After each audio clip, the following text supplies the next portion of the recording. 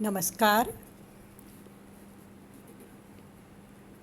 हम आज मीराबाई के पद पग घुंघरू बांध मीरा नाची रे, बहुचर्चित पद है ये। इस पर चर्चा करेंगे। प्रेम दीवानी मीराबाई की भक्ति भावना प्रेम पथ पथिकों के लिए एक महान आदर्श है। अपने जीवन आराध्य गिरधर गोपाल के चरणों पर इनका सर्व अर्पण साधना परायण जीवन भक्ति पथ के पथिकों के लिए प्रेरणा का सदैव स्रोत रहेगा। कृष्ण के अनुराग में पूर्ण उत्सर्ग और उसका फल आनंद, मीरा इसका अलबेला उदाहरण है। मीराबाई का जीवन प्रवाह प्रेम के, अश्रुओं के, मुस्कान के, विचित्र दर्द के और उस दर्द में निहित विचित्र आनंद की झांकियों का जीवन है। इस पद में भी मीराबाई भगवान के साथ अपनी विभिन्न लीलाओं में अपने अनुभवों को साझा करती हुई कह रही हैं, पग घुंघरू बांध मीरा नाची रे। संबोधन स्वयं को ही है और स्वयं से ही है, स्वयं के ही द्वारा है। मीरा कह रही हैं, मैंने अपने पैरों में घुंघरू बांध लिए हैं और मैं अब नृत्य कर रही हूँ। अपने गिरधर गोपाल के श्री विग्रह के समक्ष अपने आनंद में मीरा नृत्य करती थी। यह नृत्य, घुंघरू शब्द है, पग घुंघरू। घुंघरू का अर्थ उड़ान भरने की स्थिति, आनंद की स्थिति या आनंद का प्रकटीकरण है। नृत्य आनंद का प्रवाह, आनंद का एक चित्र होता है जो हमारे नेत्रों के समक्ष होता है।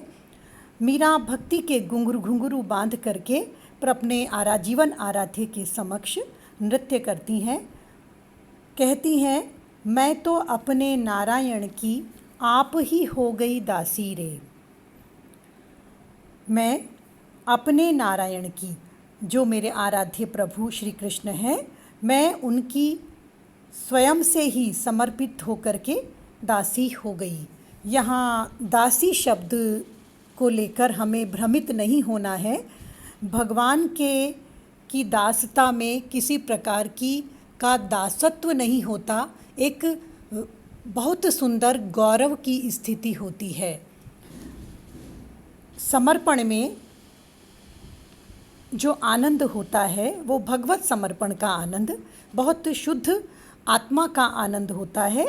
दासी शब्द से यहाँ किसी भी प्रकार के भौतिक बंधन को अर्थ में न लिया जाए, अपितु यह आनंद का, प्रेम का बंधन है। विष का प्याला राणा जी ने भेजा, पीवत मीरा हाँसी रे। मीरा जी कह रही हैं, मेरे देवर राणा जी ने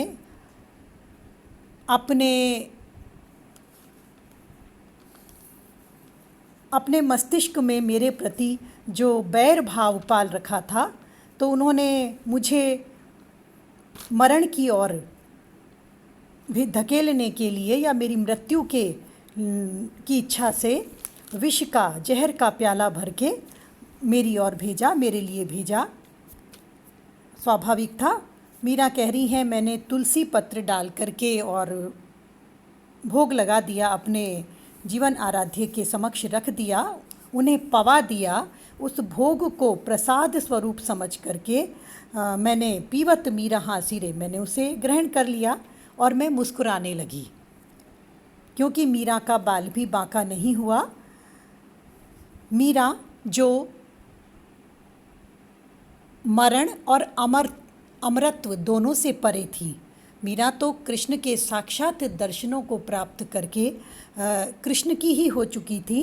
राणा जी उनके देवर ये बात नहीं समझते थे, तो मीरा की मुस्कान को भी वो नहीं समझ पा रहे थे कि मीरा की आध्यात्मिक स्थिति सर्वोच्च है।